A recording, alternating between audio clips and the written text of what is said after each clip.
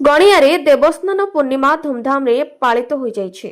ବ୍ଲକର ଗଣିଆ ବେଠିଆସାହି ଜଗନ୍ନାଥ ପ୍ରସାଦ ବେଲପଡ଼ା ପାଟଣା ମନ୍ଦିରରେ ଦେବସ୍ନାନ ପୂର୍ଣ୍ଣିମା ଅବସରରେ ସକାଳୁ ମଙ୍ଗଳ ଆଳତି ପରେ ଚତୁର୍ଦ୍ଧା ମୂର୍ତ୍ତିଙ୍କୁ ପହଣ୍ଡି କରି ସ୍ନାନ ମଣ୍ଡପକୁ ପରେ ଚତୁର୍ଦ୍ଧା ମୂର୍ତ୍ତିଙ୍କୁ ପହଣ୍ଡି କରି ସ୍ନାନ ମଣ୍ଡପକୁ ନିଆଯାଇଥିଲା। ସୂର୍ଯ୍ୟ ପୂଜା ଦ୍ୱାରପାଳ ପୂଜା ପରେ ସ୍ନାନ କାର୍ଯ୍ୟ ଆରମ୍ଭ ହୋଇଥିଲା। ଗଣିଆରେ ପ୍ରଭୁଙ୍କର ସ୍ନାନ ମଣ୍ଡପକୁ ସୁନ୍ଦର ଭାବେ ସାଜସଜା ହୋଇଥିଲା। 108 ଗଡୁ ଜଳରେ ପ୍ରଭୁ ଶ୍ରୀ ଜଗନ୍ନାଥ ବଳଭଦ୍ର ସୁଭଦ୍ରା ଓ ସୁଦର୍ଶନଙ୍କୁ ସ୍ନାନ କରାଯାଇଥିଲା। ପ୍ରଭୁଙ୍କର ସ୍ନାନ ଜଳ ପାଇବା ପାଇଁ ଭକ୍ତମାନେ ଉତ୍କଣ୍ଠାର ସହିତ ଅପେକ୍ଷା କରିଥିଲେ। ପରେ ତିନି ଠାକୁର ହାତୀବେଶରେ ଭକ୍ତଙ୍କୁ ଦର୍ଶନ ଦେଇଥିଲେ। ମନ୍ଦିର ଟ୍ରଷ୍ଟି ଅକ୍ଷୟ କୁମାର ସାହୁଙ୍କ ପ୍ରତ୍ୟକ୍ଷ ତତ୍ତ୍ୱାବଧାନରେ ତଥା ପରିଚାଳନା କମିଟି ସହଯୋଗରେ ଦେବସ୍ନାନ ପୂର୍ଣ୍ଣିମା ଧୁମଧାମରେ ପାଳିତ ହୋଇଥିବା ଜଣାପଡ଼ିଛି।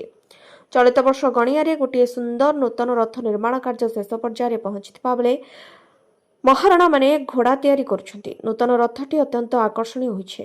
ମନ୍ଦିର ପରିଚାଳନା କମିଟିର ଉଦୟନାଥ ସାହୁ, ପ୍ରଭାତ କୁମାର ଦାସ, ସରୋଜ କୁମାର ଦାସ, ବ୍ରଜକିଶୋର ସାହୁ, ସୁନୀଲ କୁମାର ସାହୁ, ପ୍ରକାଶ କୁମାର ସାହୁ, ଆନନ୍ଦ ଚନ୍ଦ୍ର ବେହେରା, ପୂର୍ଣ୍ଣଚନ୍ଦ୍ର ବେହେରା ପ୍ରମୁଖ ଉପସ୍ଥିତ ରହି ସମସ୍ତ କାର୍ଯ୍ୟରେ ସହଯୋଗ କରୁଛନ୍ତି। ରିପୋର୍ଟ